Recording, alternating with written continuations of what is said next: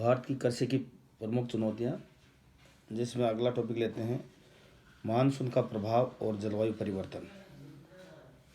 Impact of monsoon and climate, ये सबसे important है जो भारतीय कृषि के लिए एक प्रमुख चुनौती है। भारत में मानसून अनियमित, असमान, अनिश्चित, असंतुलित, असामयिक और अतिरेक वाला होता है। तो कहने का मतलब यह है कि जो भारत में जो मानसून आता है वो अनियमित है, कभी समय से पहले आ जाता है, कभी बाद में। असमान, उसका वितरण होता है, कहीं ज़्यादा होती है वर्षा, कहीं कम होती है। अनिश्चित, उसका कोई निश्चित नहीं, कभी कब समय में आता है, कभी पहले ही ख़त्म हो जाता है मानसून। असंतुलित, असामयिक और अतिरेक वाला होता है।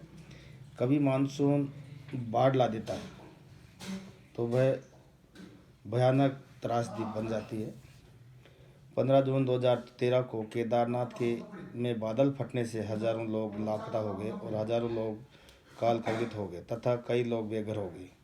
हजारों की रोजी रोटी छिन गई, उद्योग समाप्त हो गए। सन 1981 में जयपुर में जो बाढ़ से बर्बादी हुई थी, कोसी नदी के मार्ग परिवर्तन से भयंकर बाढ़ें आती रहती हैं। वर्ष 2014 में बाढ़ और भूस्खलन ने बहुत नुकसान पहुंचाया। तो इस प्रकार क्या है कि मानसून का प्रभाव भी होता है और जलवायु परिवर्तन। भारत में वर्षा आधारित कृषि का योगदान 60% के लगभग है तथा कुल कृषि उत्पादों में इसका योगदान 45% है। वर्षा आधारित क्षेत्रों का दालों तथा तिलहन के उत्पाद में 80% योगदान है। भारत में गरीब ग्रामीण लोग, जिनकी आबादी 58% है, वो वर्षा पर ही निर्भर रहते हैं।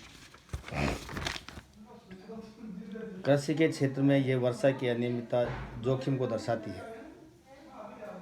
देश में 329 मिलियन हेक्टेयर भूमि बाढ़ से प्रवण है।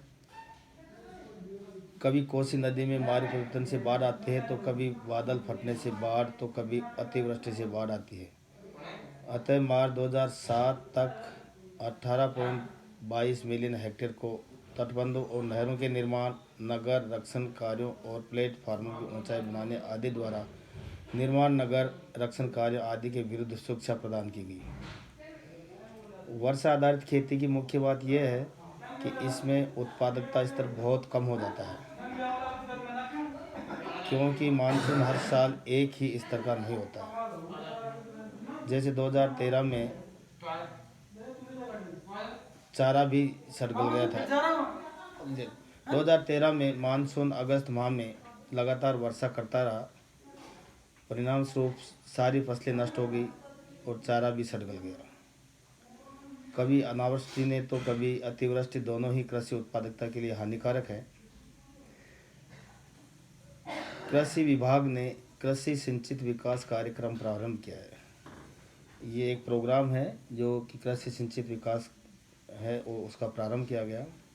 इस कार्यक्रम में कि कृषि उत्पादन प्रबंधन, भंडारण, विपणन, मूल अनुवृद्धि आदि मुद्दों को ध्यान में रखकर छोटे और सीमांत कृषकों के जीवन स्तर में सुधार लाने के लिए किसानों की मेहनत का अधिकतम लाभ सुनिश्चित करने के लिए कार्य योजना सुनिश्चित की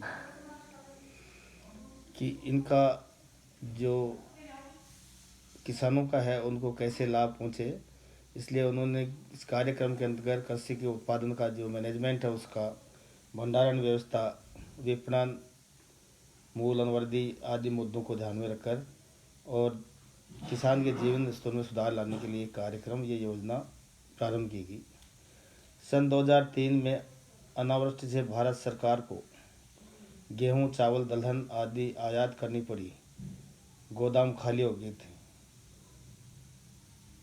सन 1979, 1987, 2000 में भयंकर सूखे की चपेट में संपूर्ण देश में आने के कारण खाद्यों के उत्पादन में कमी हो गई और मात्र 11,1764 मीट्रिक टन खाद्यान्नों का उत्पादन हुआ, जबकि सामान्य उत्पादन प्रति वर्ष 20 मिलियन मीट्रिक टन से अधिक होता था।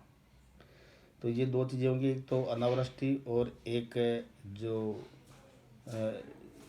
सूखे की संभावना, जिसमें बरसात कम होती है। इस कारण क्या है कि यहाँ की जो खाद्यान्न फसलें हैं वो प्रभावित हुई और जो उत्पादन था कम हुआ, इसलिए खाद्यान्न है जो विदेश से आयात करना पड़ा।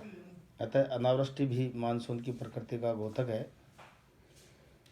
अतः फसल मानसून की ये प्रकृति हमारी